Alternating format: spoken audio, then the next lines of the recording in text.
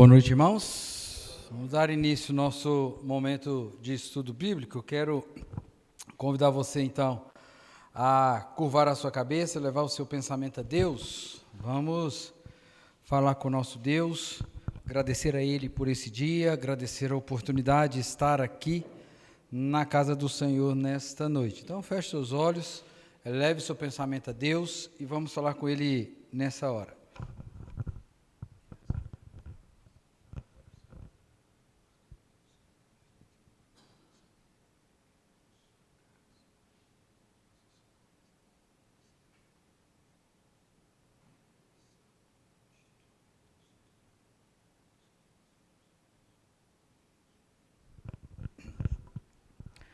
Santo Deus e eterno Pai, nós rendemos graças ao Teu nome, porque só o Senhor é digno de toda honra, de toda glória, de todo louvor.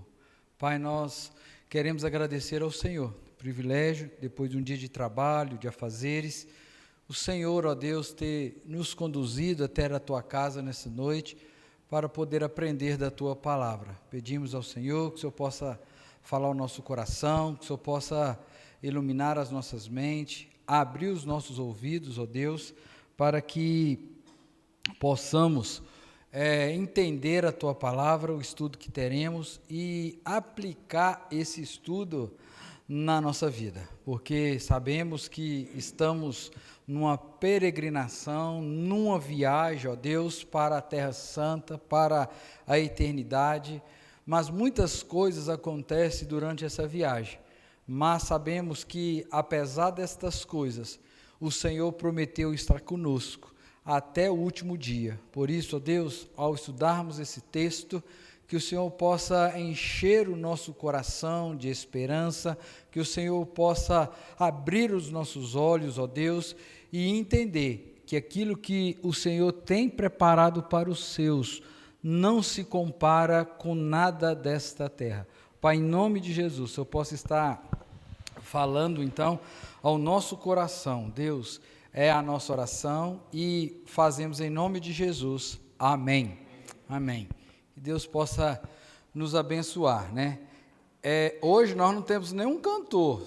Vocês querem arriscar aí ou vamos direto para o estudo? Eu não arrisco. Tudo bom, Kênia? Vamos pular, se chegar algum mais depois, a gente canta no final, né? Deixa eu ver lá, então nós vamos cantar aqui um fácil aqui, ó, vamos cantar o 14 é o mais fácil que eu acho. Vamos nós louvar a Deus, esse é o fácil. Então vamos cantar, vamos ficar de pé, vamos caçar um artista aí para tirar aí, vamos lá, todo mundo sabe o 14, já encontrou? Vamos lá tentar, hein? Vamos nós louvar a Deus, vamos ao Senhor de toda luz, Santo, Santo, cantem, louvem lá nos céus, nosso Deus e Rei Jesus, exaltado seja Deus, Santo, Santo, exaltado seja nosso Deus e Pai, exaltado, para sempre o exaltai, cantem, louvem lá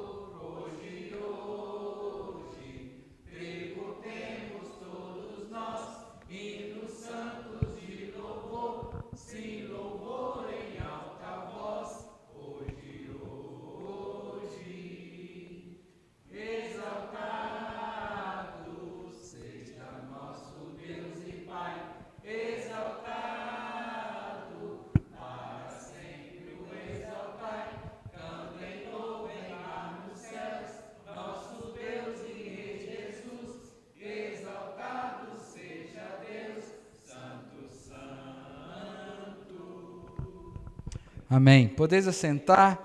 Eu quero convidar você a abrir a sua Bíblia na segunda carta que Paulo escreve aos Coríntios.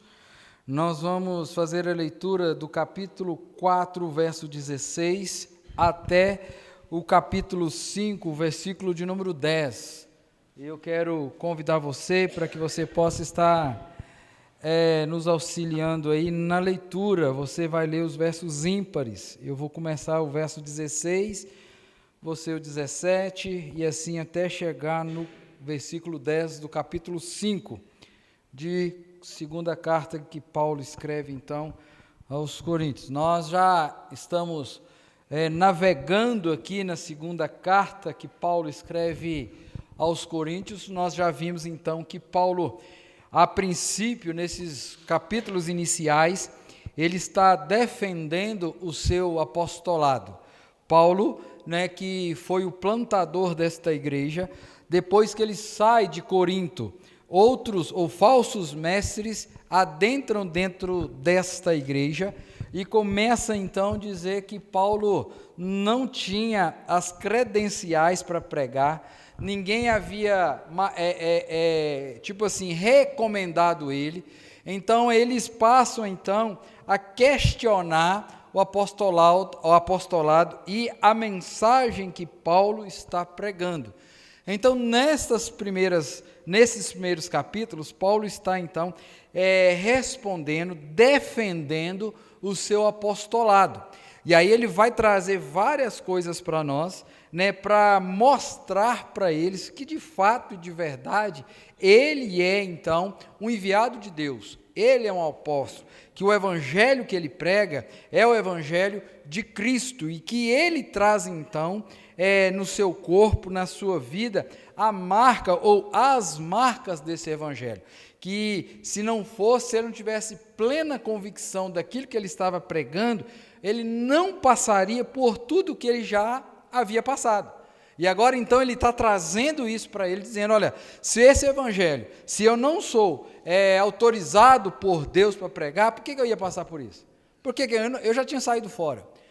E ele tem uma perspectiva também futura, porque ele sabe que nós estamos aqui, mas Deus tem preparado algo melhor para os seus servos. Então, nós estamos nesse ponto, e aí ele vai falar aqui o desígnio e efeito das aflições. Diz assim o verso 16: por isso, não desanimamos, pelo contrário, mesmo que o nosso homem exterior se corrompa, contudo, o nosso homem interior se renova de dia em dia.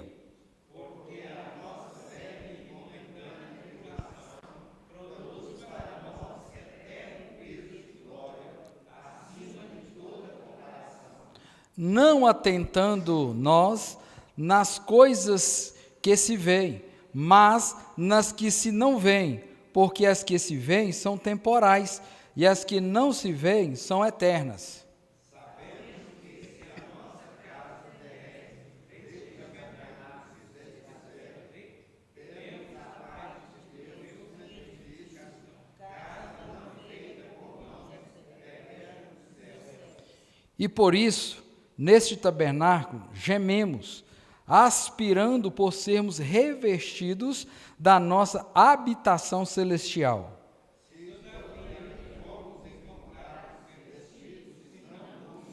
Pois, na verdade, os que estamos neste tabernáculo, gememos angustiados, não porque queremos ser despidos, mas revestidos para que o mortal seja absorvido pela vida.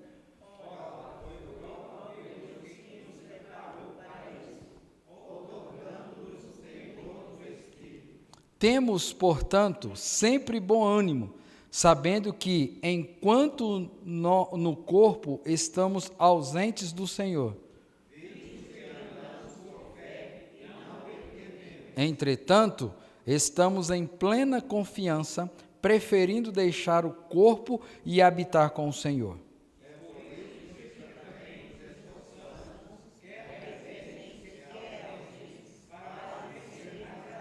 Todo mundo, vamos ler o verso 10?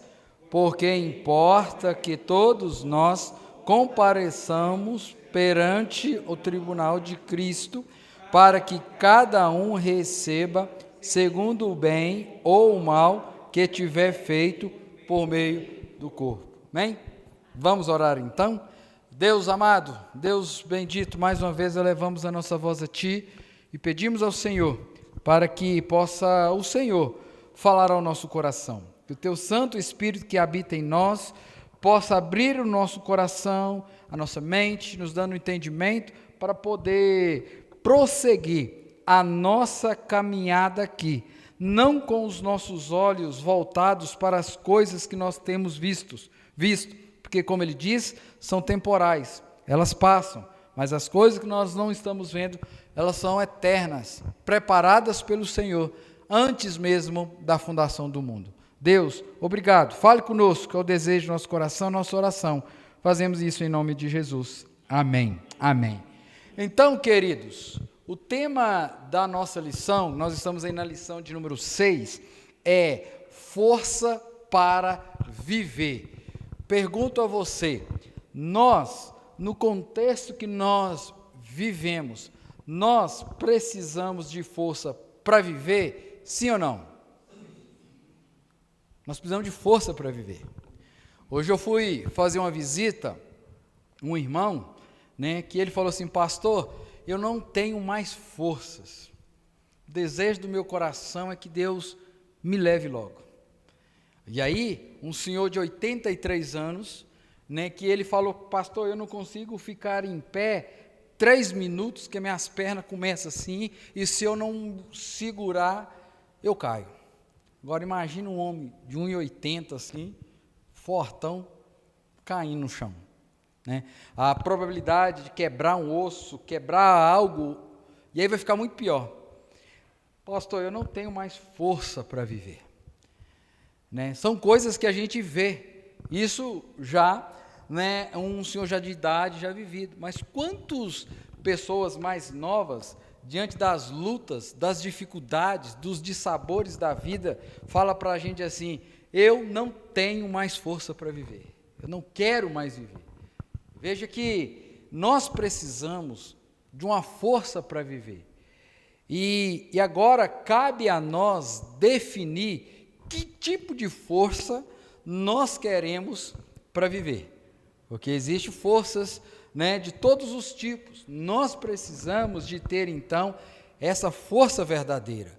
Então eu queria começar o nosso momento hoje trazendo essa afirmativa, não existe pessoas sem problemas, todos nós temos problemas, a diferença é que os meus problemas não é igual aos problemas da dona Matilde, dona Matilde? Ela tem os dela, tem as preocupações dela, tem a ansiedade dela, tem aquilo que assombra o coração dela.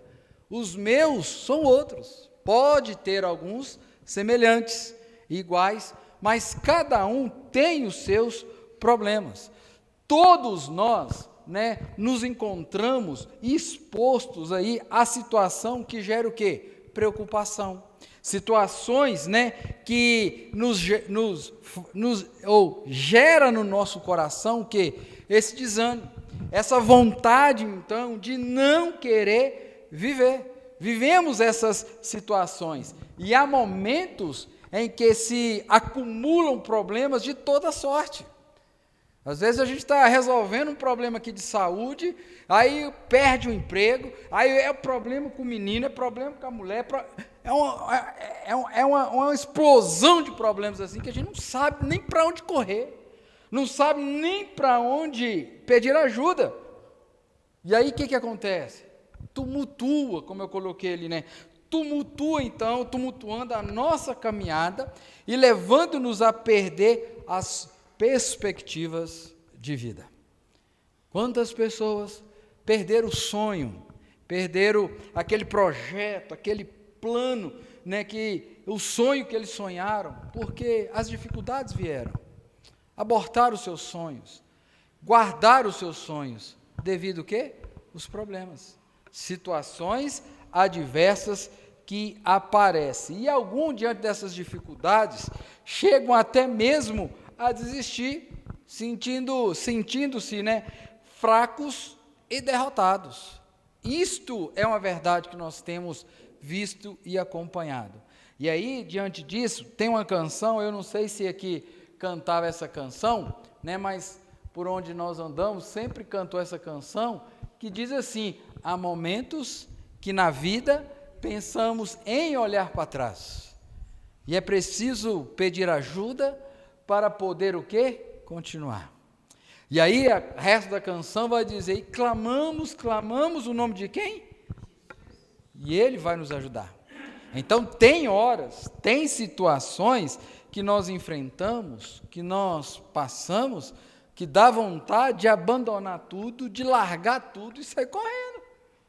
Porque o peso é muito grande, a pressão é muito grande, né? Então, veja você que, ao contrário do que muita gente aí pensa e prega, a vida cristã, ela não nos isenta de quê? De situações difíceis. Nós enfrentamos, nós passamos por esses problemas, né? E a vida cristã, muitas vezes, ela é marcada por quê? Ou pelo quê? Pelas provações. Nós somos provados todos os dias. Todos os dias, se você no domingo à noite, depois da mensagem do pastor, o pastor fez um apelo, desafiou você, esta semana eu vou fazer isso, vou fazer aquilo, na segunda-feira, 7h30, 8h, na hora que você chegar no seu trabalho, chegar na escola, onde você for, você vai encontrar a primeira prova. Aí você, eu fiz o compromisso lá na igreja de fazer isso, chega aqui, já está aqui na minha frente aqui para mim resolver, não é? Então veja que nós somos marcados por isso. Então, em muitos casos, né, o simples fato de ser cristão já acarreta o quê? Uma série de dificuldades. É ou não é? Você trabalha num ambiente que todo mundo lá, que não tem nenhum cristão, só tem você de cristão. Aí você chega lá, quem vai ser o alvo de chacota? O cristão. O crentinho. O que é conduzido lá pela cabeça do pastor, não sei o quê, não é? Só de você falar que é cristão, essas dificuldades já brotam na nossa frente. Mas, olha o que interessante. E o apóstolo Paulo, então, ele é um exemplo típico de quê? De alguém, né, que conviveu com muitas situações adversas. Você lembra uma delas? Preso várias vezes. Pedrejado. Olha aqui as que eu coloquei, ó.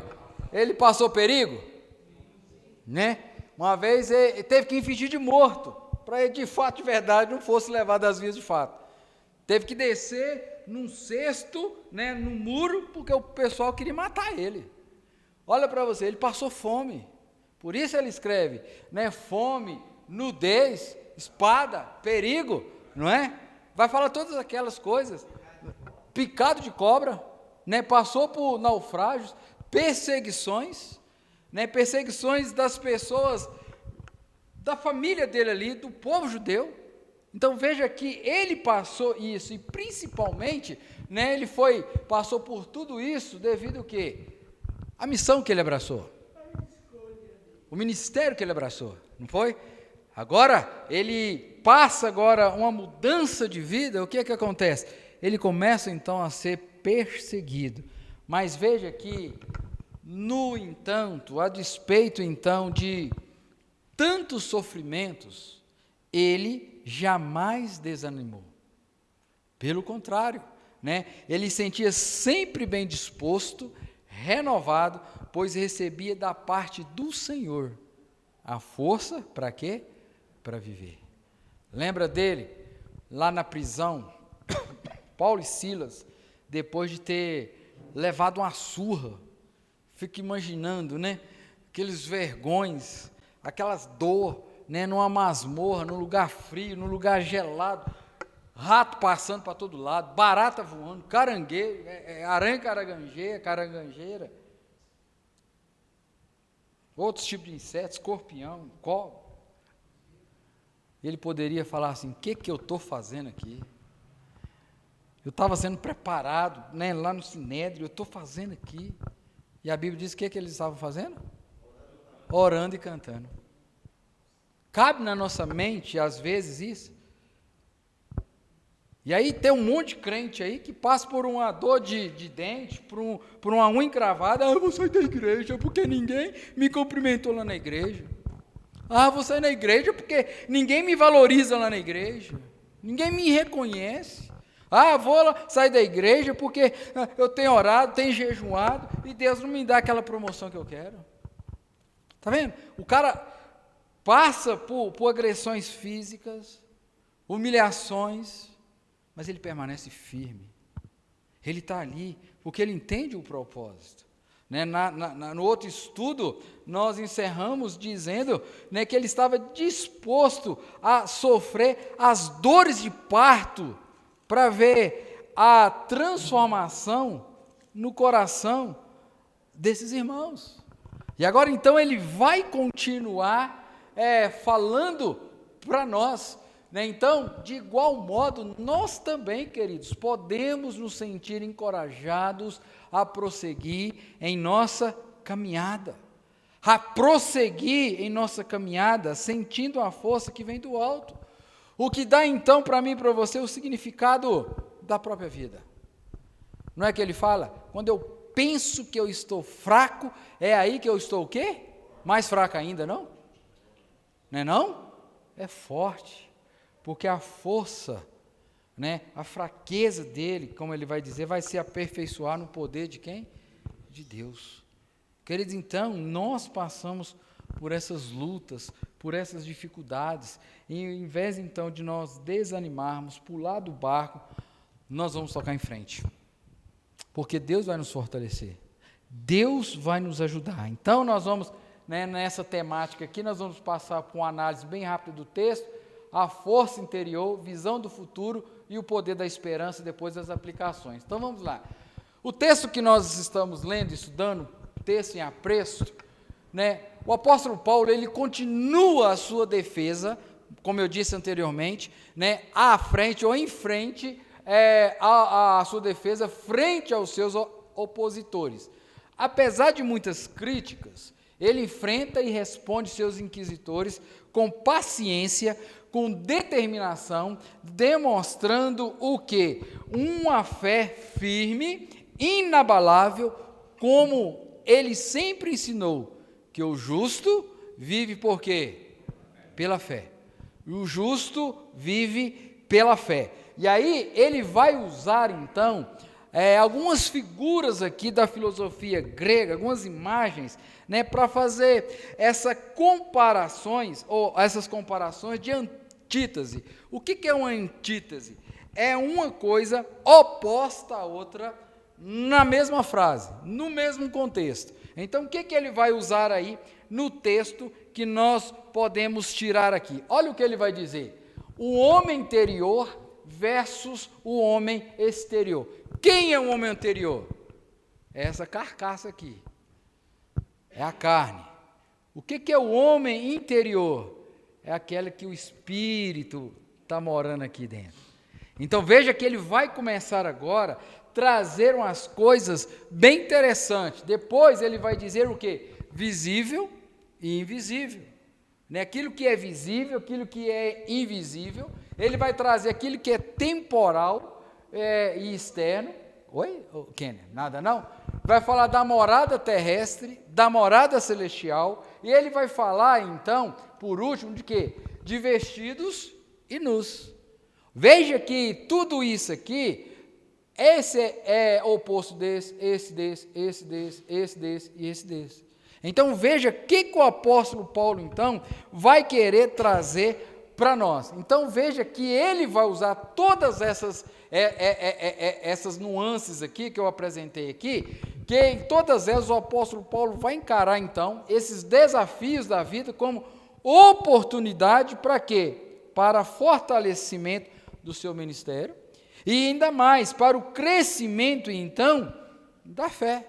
E aí você vai ver que ele usa todas essas coisas porque Paulo já havia passado, experimentado, vivenciado experiências que trazia ele a chegar a essa conclusão.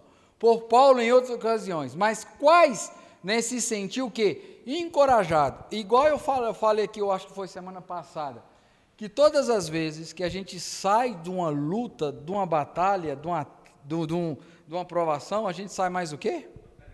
Fortalecido. Então olha para você ver o que ele vai dizer aqui, lá em Atos 23, 11. Vamos ler todos, vamos lá? Na noite seguinte, o Senhor, pondo-se ao lado dele, disse o quê? Coragem. Olha, e vai continuar. Pois do modo porque deste testemunho a meu respeito em Jerusalém, assim também importa que também o faças em aonde? Então veja, ele tinha uma intimidade com Deus, a ponto de ouvir a voz de Deus. E ele tinha uma intimidade tão grande com Deus, que ele sabia exatamente que aquela voz era a voz de Deus. Não era algo que estava sendo soprado aleatório no ouvido dele. Então, ele tinha uma intimidade com Deus. Olha esse aqui de 2 Timóteo 4, 11, 4, 17. Vamos lá? Mas o Senhor fez o quê? E fez o quê? Revestiu de forças, para que, por intermédio, a pregação fosse plenamente cumprida e todos os gentios a ouvissem. E fui libertado da boca do leão. O Senhor me livrará também de toda obra maligna e me levará salvo para o seu reino. O quê? O que é isso? Experiência com Deus. O que é isso? Intimidade com Deus. Ele conhecia Deus não somente de ouvir falar. Ele sabia que Deus tinha poder para operar bênçãos na sua vida. Então veja que a partir dessa experiência, Paulo vai fazer o quê? Transmitir, passar esse encorajamento àqueles irmãos que também viviam dias difíceis de tribulação. Pergunto a você, você tem passado dias de tribulações? De adversidades? De tempestades? De intempéries? Todos nós passamos. E a grande diferença do cristão, meu querido irmão, é saber que diante dessas intempéries, é Deus que está nos fortalecendo. É Deus que está do nosso lado. É Ele que vai nos ajudar. Ele nunca disse que a caminhada ia ser difícil, não ia ser fácil. Mas Ele sempre disse, eu sou a fortaleza. Eu sou socorro bem presente na tribulação. Aquietai-vos e sabei que eu sou Deus. E eu ponho, termo à guerra, eu faço isso, eu faço aquilo. Vinde e contemplai as obras que Ele fez. Então Ele chama, mesmo sabendo das dificuldades que nós iremos enfrentar, Ele fala que está conosco todos os dias da vida, até a consumação dos séculos. Para quê? Para ficar só olhando? Não. O salmista vai dizer que o anjo do Senhor acampa ao redor de quem? Dos que os temem. Para quê? Para ficar assistindo? Para ficar vendo?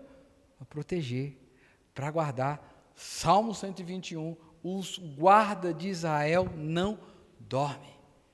Ele guardará a tua alma. De que tempo? Desde agora e para sempre. Assim como a sombra à tua direita, Deus está ao nosso lado.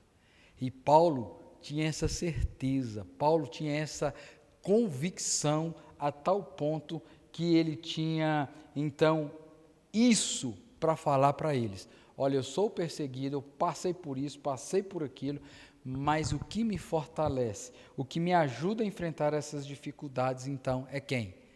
É o poder de Deus. É Deus ao meu lado. Por isso, querido, que diante de tantas adversidades que você já passou, Deus te trouxe até aqui e vai te levar até onde Ele quiser, porque é Ele que nos guarda, é Ele que tem nos protegido. Então, segundo esse ensino apostólico de Paulo, e pela fé, e somente assim, que as pessoas encontram forças, né, para viver e encorajamento para enfrentar as tribulações da vida. O crente verdadeiro, né, por maior que seja a luta que ele passa, que ele enfrenta, aquele cristão verdadeiro, ele sempre vai ter na sua mente, no seu coração, aquele versículo que eu gosto tanto de recitar e trazer na mente. O choro pode durar uma noite, mas a alegria, ela vem pela manhã. Eu posso estar passando aqui por lutas, por dificuldades, mas pela fé, eu creio que amanhã vai ser diferente. Eu vou ter coragem para enfrentar essas tribulações, porque Deus prometeu estar comigo todos os dias. Assim como Deus esteve com Daniel na cova dos leões, Ele vai estar comigo aqui. Assim como Deus esteve com os amigos de Daniel lá na fornalha, Deus vai estar comigo atravessando por essa luta. Então, o cristão verdadeiro, né, ele sabe, ele tem essa intimidade com Deus, então ele vai ser o quê? Ele vai estar com o coração cheio de coragem, porque ele sabe quem é que luta ao lado dele. Não é o FBI, não é o Mossad, não é aquelas forças estrangeiras, é o Senhor dos Senhores, o Rei dos Reis, o Todo-Poderoso, o Senhor dos Exércitos, que não perde batalha.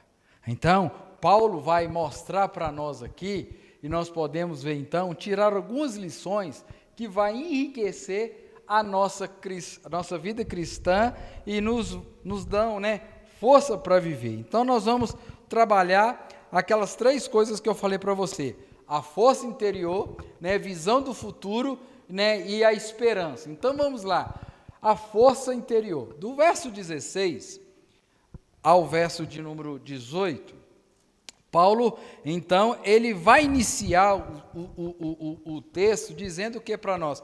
Por isso, vamos ficar todos desanimados, sem esperança, sem expectativa de vida. Não é isso que está falando aí, Will, na sua Bíblia?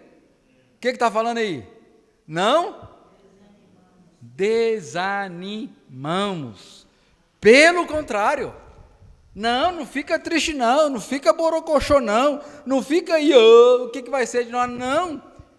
Né? Mesmo com o nosso homem exterior que se corrompa. Então veja que o apóstolo Paulo, então, ele já começa, então, fazendo o quê? Uma distinção entre o homem interior e o homem exterior.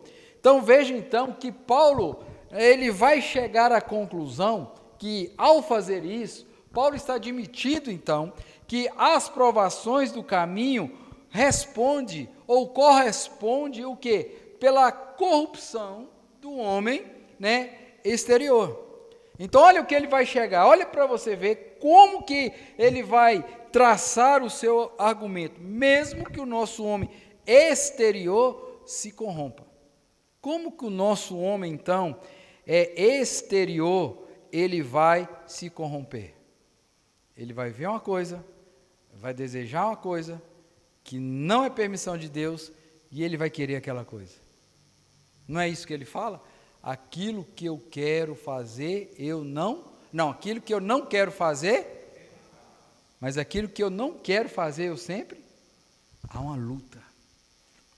Mas veja que mesmo que isso aconteça, ele serve um Deus que pode perdoar e fazer algo extraordinário, porque ele vai dizer o seguinte, verso 17, porque a nossa leve e momentânea tribulação produz para nós eterno peso de consciência, de pecado, de condenação, não é não?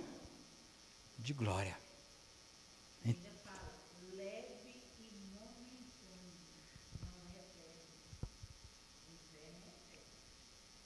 Boa, Kênia, boa, né? Então, olha, com o passar do tempo e em meio às muitas tribulações, o nosso corpo, então, mortal, o que acontece?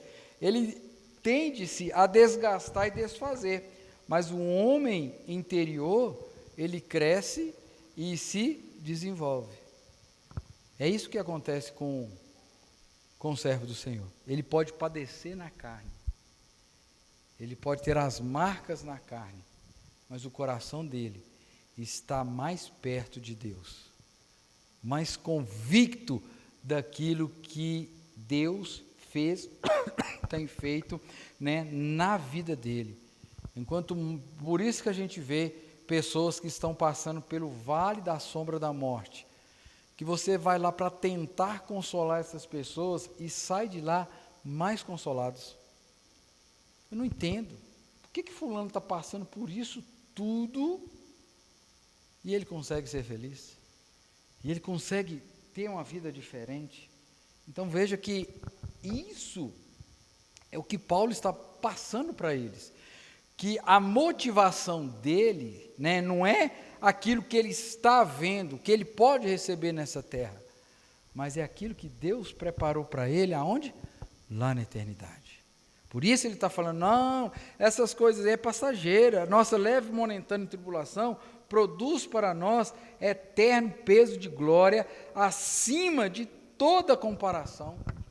Por mais que seja glorioso, por mais que seja majestoso, que mais que seja belo, estrondoso, não se compara. Por isso que ele vai falar, nem olhos viram, nem ouvidos ouviram, aquilo que o Senhor preparou para quem? Está vendo? Então ele está mostrando, vale muito mais. É como, né, ele estivesse dando um cheque fechado para você, ou então, né, agora está na época da criptomoeda. Imagine você, Deus dando um pendrive com criptomoedas para você não sabe a quantidade que tem lá. Mas você sabe que aquilo que tem lá é suficiente para você viver feliz por toda a eternidade. Então é isso que Paulo está trazendo para eles. Olha, da mesma forma que vocês estão sendo perseguidos, tentados, eu fui e eu não desisti porque Deus estava ao meu lado. E aí ele está mostrando para nós que essa força vem de onde? Do nosso relacionamento com Deus. Por quê? A fé se estabelece aonde? No coração, de onde procede o quê? As fontes da vida. Vamos lá ler esse texto aí, Provérbios capítulo 4, verso 23. Alguém pode ler, por favor, esse daí. Vai.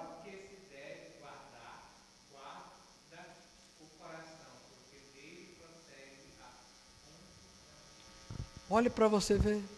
Por que ele fala isso? Porque para eles o coração é o centro de todas as coisas. Então nós precisamos guardar esse nosso coração puro. Então veja que o cultivo da vida interior, ela vai o quê? Capacitar o cristão a enfrentar as lutas e adversidades da vida. Há uma coisa que fala assim, ó, a boca fala aquilo que... Se o seu coração está cheio de maldade, você vai falar só o quê?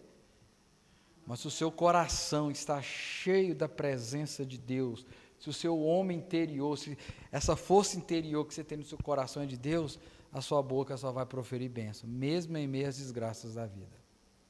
Porque o nosso coração, que é a fonte da vida, está repleto, cheio da misericórdia de Deus, da bondade de Deus, das promessas de Deus na nossa vida. Então a gente pode passar por lutas, por tribulações, por isso que aquele crente que passa por luta, que só fica murmurando, só fica reclamando, só fica falando, não sei, porque o coração dele não está cheio da promessa, do conhecimento, daquilo que Deus tem para ele.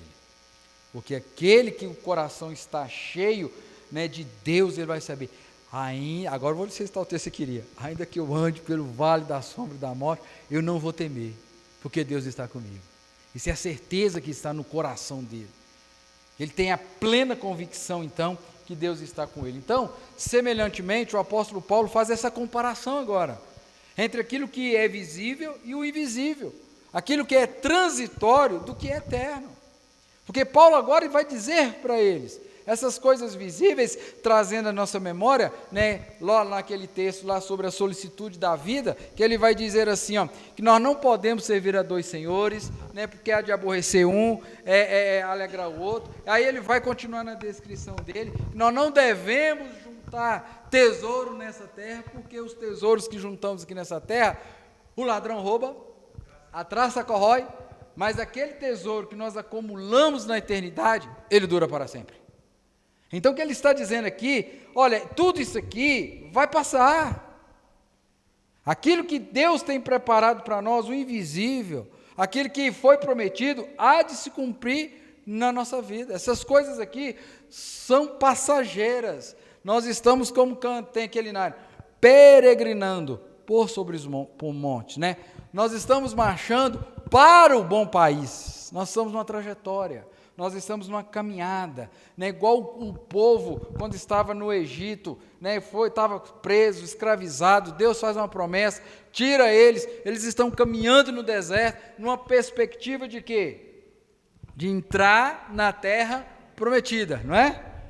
Passa por lutas, dificuldades, muitos ficaram pelo caminho, porque não estavam com o coração cheio de negócio, colocaram a visão nas coisas visíveis e temporárias. Ah, Moisés, eu quero voltar para o Egito, porque lá tem cebola, lá tem coentro, lá tem não sei o quê. Mas Deus havia prometido eles uma terra que mana leite e... Mas eles queriam voltar para as cebolas. Queriam voltar a comer os coentros, comer a comida do Egito. Veja que é justamente isso o que muitos têm feito hoje. Deus tirou do lamaçal do pecado, da condenação eterna, e eles querem voltar lá de novo. Parece que querem ficar presos lá, nessas coisas desse mundo. Querido, por melhor que seja qualquer coisa aqui nesse mundo, ela não se compara com aquilo que Deus tem preparado para mim e para você na eternidade. Não tem como descrever. O apóstolo Paulo fala que ele foi, não fala que foi ele, um homem, foi arrebatado, que ele não foi autorizado a falar o que ele viu lá, não é não, doutor Hamilton, que não é, fala assim? Agora imagine o que ele viu lá. Porque ele fala que nem olhos viram, nem ouvidos ouviram. Então eu creio, querido, que é coisa muito bonita, que é coisa bela demais, que é coisa... Porque na descrição do Apocalipse, como que é a cidade santa? É uma cidade cheia de buraco, né? Esburacada. É um trem esquisito, uma cidade fantasma, onde passa aqueles rolos de espinho correndo, não é? Olha que benção. Os portais, pedra preciosa para lá. Olha para você ver, querido, que beleza, né? Então Paulo está trazendo isso para ele. Então ele usa figuras que também comunicam que a mensagem do cultivo de uma vida interior, íntima, profunda com Deus, centrada não nas aparências ou exterioridades, mas desenvolvida no coração humano. Então é essa, querido, que tem que ser a minha, a sua, a nossa disposição. Então ele está falando, né, ainda que não há base no texto para pregar o sofrimento, né, ou a desvalorização do corpo, mas sim para ensinar que é a força interior que nos encoraja a prosseguir no cumprimento da nossa missão. Por isso que eu gosto muito daquela canção e trago ela todas as vezes que eu posso. Quando tudo diz que não, a sua voz me encoraja a prosseguir. Porque essa voz de Deus está aqui, ó, cravada no nosso coração, que nos dá força, que nos dá coragem, né? Então, em outras palavras, é a fé plantada no coração do homem, a qual vai se renovar a cada dia, que o encoraja para enfrentar os desafios da vida. É aquilo que está plantado no meu e no seu coração. Então, Jesus, o que ele fez? Ele desmascarou os fariseus, advertindo, né? O pessoal lá, olha lá para vamos ler lá, esse texto aí, Lucas 11, 37 a 41. Vamos lá, olha o que diz lá, ó. Ao falar Jesus estas palavras, um fariseu o convidou para ir comer com ele. Então, entrando, tomou lugar à mesa. O fariseu, porém, admirou-se ao ver que Jesus não se lavara primeiro, antes de comer. O Senhor, porém, lhe disse: vós, fariseus, limpais o quê? O exterior do copo e do prato, mas o vosso interior está cheio de quê? Rapina e perversidade. Insensatos, quem fez o exterior não é o mesmo que fez o interior? Antes da esmola do que tiverdes, e tudo vos será o quê? Limpo. Então veja que o Senhor Jesus está falando, não adianta nada você ter uma roupa de crente, um perfume de crente, um batom de crente, cheiro de crente, mas o seu coração está lambuzado do pecado. Você vai enganar por um tempo, vai enganar as pessoas que estão próximas, mas lembre-se, nós temos um Deus que tudo vê, que esquadrinha os nossos pensamentos, que sabe o que passa dentro do nosso coração. Então, nós precisamos estar atentos quanto a isso. Isso é um tremendo desafio para o mundo atual. Por que, pastor, é um desafio para o mundo atual? Porque o mundo atual supervaloriza a aparência e não o exterior. Chegou um cara bonitão aqui, fala bonito, pastor, vamos pôr aquele cara lá? Aí chega um irmãozinho, simplesinho, nós vamos de oração, temeroso a Deus, e a gente vai escanteando, não é? Mas aquelas pessoas que chegam mais pomposas, achando assim, a gente vai dando, porque os nossos olhos supervalorizam esse exterior, dá pouca importância aos valores interiores, que de fato fornece a capacitação para os embates da vida. Nós precisamos, queridos, entender que essa força aí, entenda que aqueles que são movidos pela aparência são os mais despreparados para enfrentar as lutas pelo caminho. É justamente isso. Aqueles que se apresentam dessa forma, eles não estão preparados. Porque a Bíblia não é só rosa, ela tem espinhos também. E espinhos machucam. Mas quão maravilhoso é você ver na alegria nos olhos de uma mulher quando ela recebe uma rosa, um buquê de rosas. Mas para colher aquelas rosas, até chegar na mão dela, o agricultor, se não usar a luva, o dedo dele está todo rasgado. Mina sangue, machuca, para fazer aquele arranjo bonito, para entregá-lo bonito. Então veja, querido, quem não está preparado, quando vai, é igual eu. Se eu tirar meu sapato aqui e for andar naquelas pedrinhas ali no estacionamento, como você acha que eu vou? Casquinha do meu pé, doutor Hamilton, é fininho. Um carocinho de arroz que está no chão, se eu pisar, machuca o meu pé. Mas você já viu aquelas pessoas que têm um pé grosso de andar descalço? O cara pisa em caco de vidro e não fura o couro. Pisa aquele timbete que tem ali no estacionamento de vez em quando, tá nem aí. Mas vai o pastor passar lá no timbete daqui lá. Vai sair gritando, misericórdia, ajuda aqui, tira aqui. Mas é assim. Então veja que essa força interior, essa intimidade com o nosso Deus que vai nos capacitar. Então, por não possuir esses valores profundos, na hora que vem a tempestade, lembra daquele texto lá, que o Jesus fala assim, daquela parábola do cara que fez uma casa na areia e outro na rocha? Casas bonitas, formosas, mas na hora que a tempestade veio, na hora que as lutas veio, o quê? Vou pular fora, vou sair fora. Lembra daqueles caras lá, onde estava reunido com Jesus e todo mundo começou a sair fora? E o Pedro chega e diz: Senhor, esse discurso é difícil, está duro, ninguém vai aguentar não. E qual que foi a palavra para ele? Você quer ir embora também não? Vai embora também. Então nós iremos, Senhor. Ou nós vamos, pois só tu tens as palavras de vida eterna. Lutas, dificuldades, queridos, nós vamos passar. A diferença vai fazer o que está no nosso coração, como o nosso coração está sendo preenchido. Né? Então, olha aqui para você ver, são os que se desesperam, se afligem no meio das tribulações, ao contrário dos que possuem a fé viva e profunda, que nasce do íntimo de seus corações. Então nós precisamos ter então esta intimidade com Deus. O Salmo 31 vai nos mostrar o seguinte, que a semelhança da criança que aquieta nos braços de sua mãe, em Deus a alma também pode o quê? Descansar. Então nós precisamos ter isso dentro do nosso coração. Então nós precisamos de uma força para viver.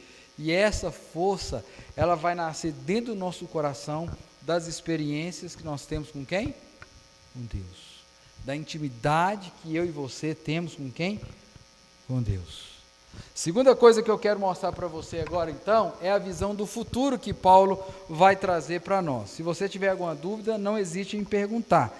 Né? Então, ele vai dizer, né, o verso 18 ainda, não atentando nas coisas que se veem. Então, ele está mostrando, então, algo para frente agora, a partir do verso 18. Aí, ele vai dizer, mais uma vez, trazer agora essa visão do futuro. Na defesa de Paulo, olha para você ver, a visão do futuro também fornece força para viver. No mundo tereis aflições, mas tende o quê? Olha o que ele está falando, né? Tudo posso naquele que, ao vencedor, dar-te-ei a coroa da vida eterna.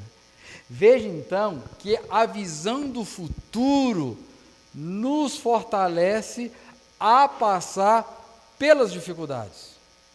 A gente passa pela luta, passa pela dificuldade, mas a gente sabe, como diz o salmista, né, que nós devemos entregar o nosso caminho ao Senhor, confiar nele, e o mais ele vai o quê? Para sobressair a justiça como o sol do meio-dia. Então veja, qual que é a nossa visão do futuro? A nossa visão do futuro é que ainda que passamos por essas lutas, nós podemos confiar em Deus, confiar em Cristo, porque Ele está conosco.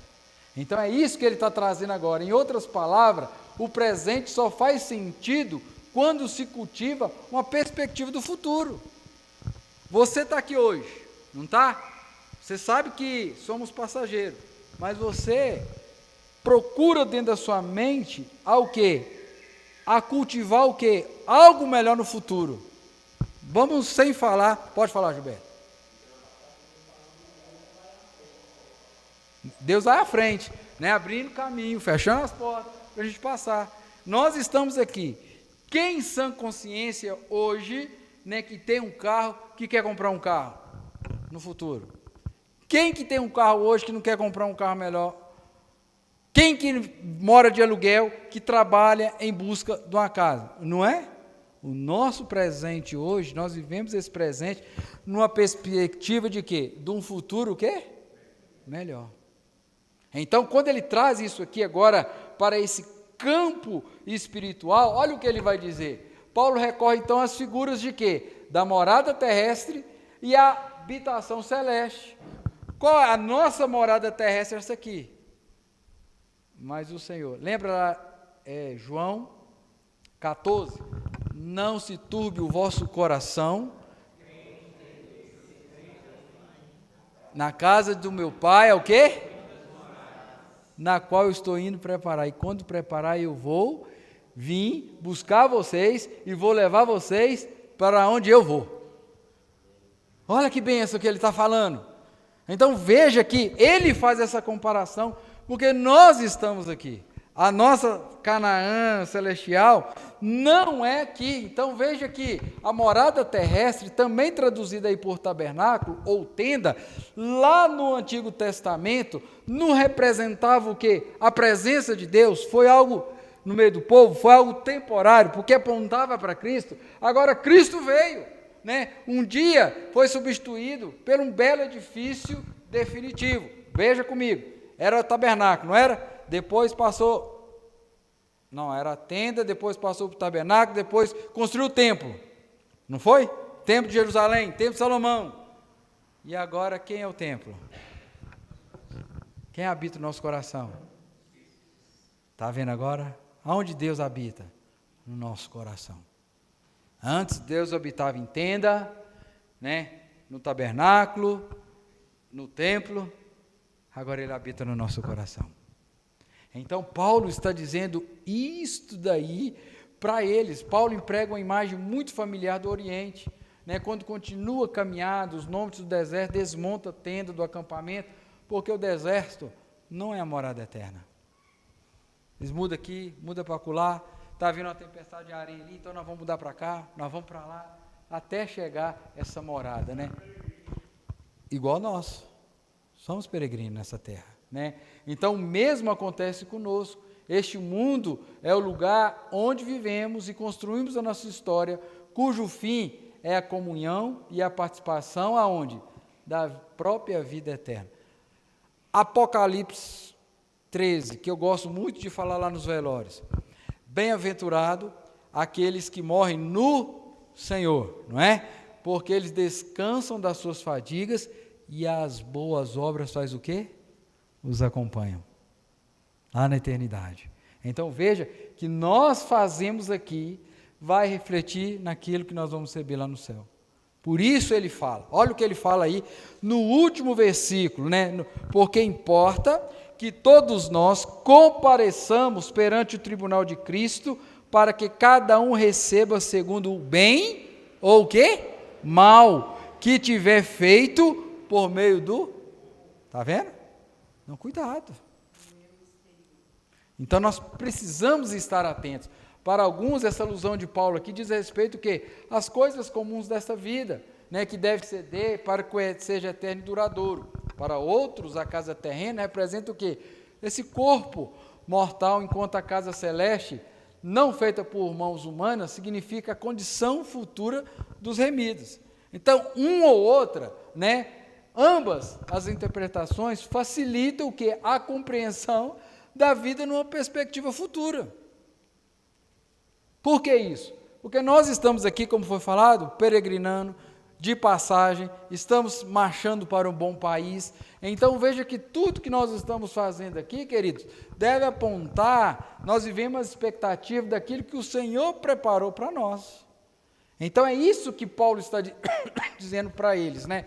O argumento de Paulo favorece, né, a vida melhor e eterna. Salmo 23, 6, sem abrir a Bíblia, quem sabe ganha um bis. Certamente a bondade e a misericórdia do Senhor me seguirá todos os dias, até que eu possa morar na casa de quem? Do Senhor. E para todo sempre, algumas versões. E olha lá como está escrito a casa do Senhor. Letra maiúscula. Que representa o quê? O céu, morada celestial. Então veja que Paulo ele tem esse conhecimento. Então, como seres eternos, seremos um dia revestidos de um novo corpo. Esse corpo corruptível vai receber um corpo o quê? Incorruptível. E irá morar na eternidade com nosso Deus. Então, esse é o sentido da expressão que ele vai trazer aí. Vestidos e não nus. Isso implica estarmos devidamente preparados para a eternidade. Olha que bênção, Paulo abrindo, né? Então, quando estamos nessa vida, diz o apóstolo Paulo que gememos e sofremos. Essas palavras que se identificam com as dores de parto quando se dar à luz um novo ser. Aí, mas o que? Aspiramos o revestimento definitivo, celestial e total. Um dia, todo o sofrimento cessará. O corpo se revestirá de quê? Dessa incorruptibilidade aí, né? Então veja você, querido e amado irmão, o que Paulo está dizendo para mim e para você, queridos, que um dia tudo isso vai passar. Tudo se fará novo. Até a natureza, conforme diz Paulo em Romanos, ela geme, esperando a remissão. Então, essa é uma promessa que fortalece a nossa caminhada. O choro durou a noite, mas a alegria vai vir pela manhã. É uma promessa de Deus. No mundo nós vamos ter aflição, mas devemos ter bom ânimo. Então, essa visão do futuro, aquilo que Deus tem preparado para mim e para você, vai me fortalecer a caminhar diante das tribulações, sabendo o que Deus tem preparado para nós. Última coisa para a gente terminar, é só 3 slides aqui. Vamos lá então, o poder da esperança. Muita gente sabe de tudo que foi descrito até aqui. Sabe que a nossa morada eterna não é aqui, não é verdade? Sabe que nós estamos aqui de passagem, sabe que Deus vai transformar esse corpo corrupto em um corpo incorruptível, né? Mas acredita, né, que isso lhe diz respeito. Então veja aqui para você ver, é gente que ainda não se apossou dessa encorajadora promessa. Você já viu menino, quando ele começa a aprender a andar de bicicleta? Começa andando de bicicleta com a rodinha, não é? Aí você vai, ele começa a dominar, equilibrar assim. Aí no meu tempo, meu pai tirou a primeira rodinha, a bicicleta ficava cambeta, você tinha que ir para o peso contrário para não cair. E o pai falava assim, não, pode ir, você não vai cair, você não vai cair. Aí quando tirava outra rodinha, o pai está segurando o cilim, você ia. Aí na hora que você olhava para trás, o pai não estava segurando no cilim. O que acontecia? Você caía. Não era verdade isso daí? Aí você montava de novo, o pai segurava de novo, depois ele saltava até você conseguir andar sozinho. Então veja, querido, que infelizmente muitas pessoas sabem de tudo isso. Sabe que Deus falou que na caminhada nós íamos passar por tudo isso. Mas Ele prometeu estar conosco, nos fortalecendo. Então, é esse poder da esperança que vai nos capacitar a crer nessa promessa, porque nós sabemos que aquilo que Deus prometeu, Ele é fiel para quê? Para cumprir. Ele vai cumprir na nossa vida. Não basta saber, é preciso crer e também o quê? Alimentar a esperança que fortalece a caminhada. Quer ver um versículo para nós fechar isso aqui? Quero trazer à memória aquilo que me pode dar o quê? O que te dá esperança? É Cristo, que passou por lutas, por dificuldades, que venceu a morte para me dar a vida eterna. E isso me encoraja, essa esperança, né? Então, o verso 6 e 10, o apóstolo encoraja os seus leitores a confiar na esperança que está, então, que proposta. Olha aí o verso 6, temos, portanto, sempre o quê? Desânimo, andar cabisbaixo. Não, eu fiz tudo, né, igual falou domingo, eu larguei tudo, vendi meus parentes, vendi campo para seguir o Senhor, e agora eu estou na rua da amargura. É isso que o texto está falando? Não, temos, portanto, sempre bom ânimo, sabendo que, enquanto no corpo estamos ausentes do Senhor, visto que andamos por fé e não pelo que vemos. Então o que ele está dizendo? Olha, vocês estão andando por fé, e é por isso que também nos esforçamos, quer presentes, quer ausentes, para sermos o quê? Agradáveis. Então ele está falando isso tudo para nós. Então o texto está recomendando desejar entrar nesta vida. Nós precisamos desejar. E aí, olha o que esse camarada falou, esse estudioso e teólogo, José Cablin. A esperança sustenta o desejo. Você tem esperança, você tem um desejo de comprar uma casa. A esperança de comprar uma casa. E isso vai fazer o quê? Ela vai, então, alimentar você até você conseguir, né? E acrescenta, estamos numa situação de espera.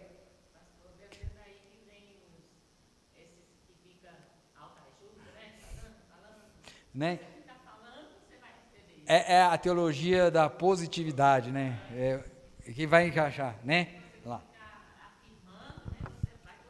Né? Então veja, mas só que no nosso contexto não. Nós não vamos conseguir por ficar afirmando.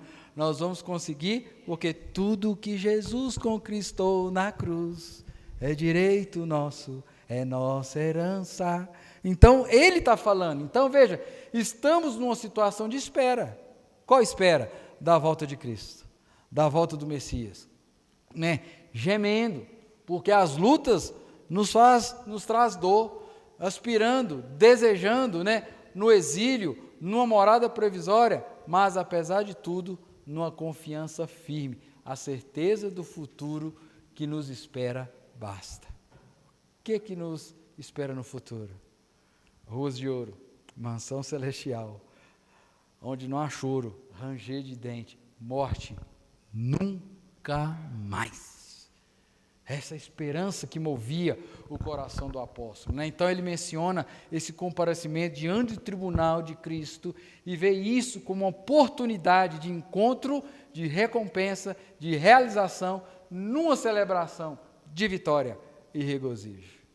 Então Paulo está falando para ele, olha, vocês podem andar do jeito que vocês quiserem, mas eu estou orientando vocês a perseverar, a serem firmes, rocha eterna e inabalável, porque o Senhor já garantiu isso daí para nós. Então passe por isso, sabendo que vai chegar o dia que todos nós iremos comparecer no tribunal. Todos vão receber uma sentença.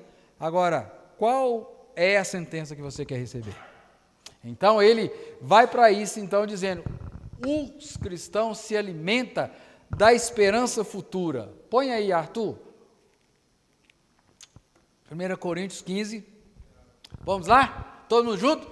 Se a nossa esperança em Cristo se limita apenas a esta vida, somos os mais infelizes de quem?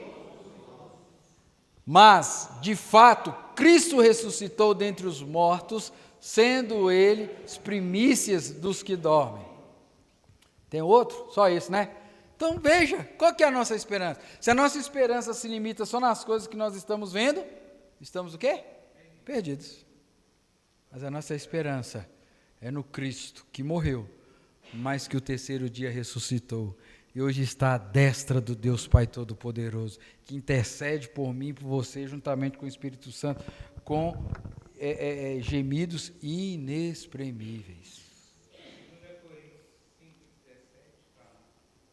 Pode recitar.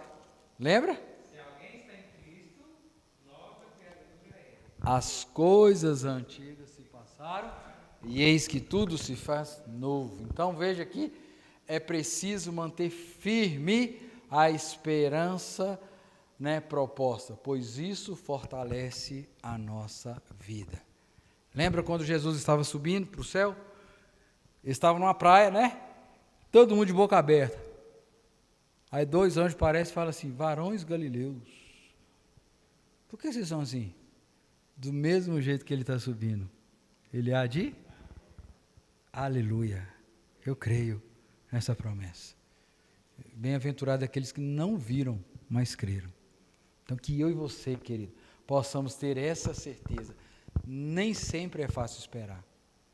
Nós vivemos nessa vida corrida, né? Marcado pela pressa, que existem resultados automáticos, né? Mas aqui está o segredo, saber esperar onde? Vamos lá? Salmo 40, todo mundo sabe, né? Esperei confiantemente pelo Senhor, quando clamei por socorro. Ele me ouviu, tirou do pé tremedal de lança, papapá, pôs os meus pés sobre a rocha. Então vamos ler o 27. Olha lá o Salmo 27, 14. Colocou? Vamos lá, todo mundo junto de novo? Por quem? Pelo governo, pela economia, pela política, Espera pelo... Tem o quê? E faz o quê? Espera, pois, pelo... Senhor. Amém? Essa é a nossa esperança. Esperar pelo Senhor. Né? Então, vamos partir para a conclusão. Isso é fundamental e faz a diferença, traz forças para viver. Saber, então, o poder, né, dessa esperança, ter uma visão do futuro e ter essa força do interior do nosso coração. Conclusão, para nós ir embora. A força interior nos capacita a enfrentar as lutas. Aquilo que Deus plantou no seu coração. A fé vai te capacitar, vai te dar forças, então, para viver. Lembra lá? Fortifique o seu coração. Onde está o seu coração? No interior. Fortificar com o quê? Já estou falando aqui, né? O que produz em nós, então, essa força é interior. Coloquei anterior, é interior, tá? Desconsidera lá. O que isso vai fazer? Fortifique o seu coração do Salmo. Vida devocional com Deus. É isso que vai trazer força interior para o nosso coração. O que mais? Leitura bíblica. Outra coisa, vida de oração. Como que nós vamos fortificar o nosso coração? Como essa força interior nossa vai ser crescida, vai ser fortalecida? Intimidade com Deus. E intimidade com Deus, querido, ela não vem sem vida devocional, sem leitura bíblica, sem vida de oração. Não tivermos isso no nosso coração, qual é a força que nós teremos no nosso coração interior? Nenhuma. Não conheceremos Deus, não conheceremos as promessas dele, não teremos relacionamento com ele. Então, força interior, essa, igual o salmista fala no Salmo 19, o que me 119, não lembro qual que era, o que me fortalece na angústia é o quê? A tua palavra. Ele não vai falar assim? O que me sustenta, o que me fortalece na angústia é a tua palavra. Nós precisamos ter isso daí. Então, sabemos que a nossa vida não cessa com a morte, pois possui a perspectiva futura, quando tudo se fará novo, e certamente isso produz também força para viver. Aquilo que você tem no seu coração, né, que essa força vai trazer essa perspectiva futura, que nós estamos aqui, mas nós não somos daqui. Deus prometeu um lugar de descanso. Há um descanso, um repouso preparado para os seus, desde antes mesmo da eternidade, segundo o autor de Hebreus. Então, essa visão do futuro não pode, de forma nenhuma, né, interferir negativamente na nossa vida do presente. Nós temos um futuro preparado para nós. Nesse tempo em que as pessoas se apegam a tantas coisas materiais, que é temporal, manter viva a esperança quanto no porvir é essencial. Aquilo que Deus tem para mim e para você. E como manter essa esperança viva? É o nosso desafio. Porque passamos por lutas. Passamos? Todos os dias somos desafiados. Você que é crente, querido, todos os dias o diabo tem colocado propostas, tem colocado ciladas para você, e aí é um desafio para nós, é o desafio de manter essa esperança. Eu oro, pastor, eu jejuo, eu apresento, sou dizimista, vou na igreja, parece que não está dando nada certo para mim. Aí nós temos que lembrar, fazer essa oração, escrever essa oração que eu vou te ensinar agora. Abre aí sua Bíblia no Salmo 13 e eu vou terminar com a leitura desse salmo. Porque muitas vezes a nossa esperança se vai, porque as tribulações, as lutas são constantes. E aí nós fazemos essa oração. Mas eu quero desafiar a você a não ficar só na primeira parte da oração, onde o salmista diz assim, o título já é desafiador. Qual que é o título daí na sua Bíblia? Do desânimo, do desespero, né, do abandonar tudo. Oração da fé. Olha o que ele diz, até quando, Senhor, esquecer-te-ás de mim para sempre? Até quando ocultarás de mim o rosto? Até quando estarei eu relutando dentro de minha alma, com tristeza no coração cada dia? Até quando se erguerá contra mim o meu inimigo. Tem dias que a gente está nessa primeira parte da oração, nada dá certo. Parece que Deus virou as costas para nós.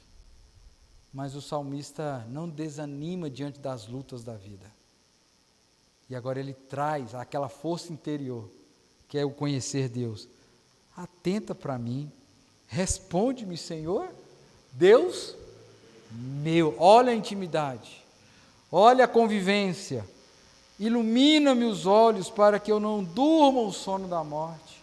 Ilumina os meus olhos para que eu tenha uma perspectiva futura, para que eu possa depositar a minha esperança no futuro, para que não diga ao meu inimigo, prevaleci contra ele, e não regozije os meus adversários, vindo eu ao quê? A vacilar. Aí ele olha a força interior. Verso 5, no tocante a mim, eu confio na tua graça. Olha que bênção. Olha se isso não é uma força interior dentro do coração dele. Regozije-se o meu coração, aonde? Na tua salvação. Cantarei ao Senhor, porquanto me tem feito muito bem. Amém? Apesar das lutas, dos dissabores, Deus tem sido gracioso, misericordioso e bondoso para com a nossa vida. Amém? Então, força para viver. Eu sei que você passa luta. Eu sei que você enfrenta adversidades. Eu sei que você enfrenta coisas que tem hora que é difícil. Mas nunca esqueça, Deus está com você. Então tenha uma vida íntima com Ele. Tenha uma vida de devocional com Deus. Porque é isso que vai te ajudar. Que é isso que vai te fortalecer. O Salmo 27, o versículo 13, ele vai dizer o seguinte assim: eu creio que verei a bondade do Senhor na terra dos viventes. Aí ele escreve o 14. Espera no Senhor. Fortifique o teu coração. Tenha bom ânimo. Espera, pois, pelo Senhor. Amém? Vamos orar? Vamos ficar de pé. Vamos encerrar. Deus, obrigado, Senhor, porque a tua palavra, ela é viva e eficaz. Obrigado, Senhor, porque assim como o Senhor usou homens como o apóstolo Paulo no passado, para orientar aqueles irmãos que estavam passando por dificuldades, exortou-os, animou-os, fortaleceu-os, dizendo para eles que existe um futuro, existe algo preparado para nós quando tudo isso aqui acabar. Ó Deus, eu sei que muitos passam por lutas, por tempestades estas, ó Pai, que tem hora que dá vontade de largar tudo, abandonar tudo. Como diz o salmista, até quando, Senhor? Mas o salmista ora, e nós estamos orando aqui, ó Deus, se tem alguém passando por essas dificuldades, que o Senhor abra o coração, que o Senhor abra os olhos, para que eles possam ver que o Senhor está do lado, fortalecendo, ajudando, sustentando as nossas vidas. Pai, em nome de Jesus, não deixa aquela promessa que o Senhor fez a nós, que aqueles que perseverarem receberão a coroa da vida eterna. Não prometeu uma vida mansa na terra, mas prometeu no final da vida uma coroa de glória. Ó Deus, por isso, lutemos por ela, que nós possamos viver as nossas vidas aqui com essa perspectiva, que não sejamos como aqueles que uma vez foram iluminados, mas eles abandonaram, voltaram, mas que nós possamos prosseguir, doravantes, caminhando para o bom país, marchando para aquilo que o Senhor tem preparado para nós. Deus, leve-nos em paz, nos dê uma noite de sono tranquila e prepare-nos para o dia de amanhã. Deus, é a nossa oração e fazemos em nome de Jesus. Amém, amém e amém. Muito bem, meus amados irmãos, estamos encerrando. Que Deus te abençoe, te leve em paz, te dê uma boa noite de sono tranquila e te traga também na sexta-feira para estarmos aqui. Se você não tiver nada, amanhã... a SAF tem programação amanhã, né? Então vou deixar para dar esse recado semana que vem.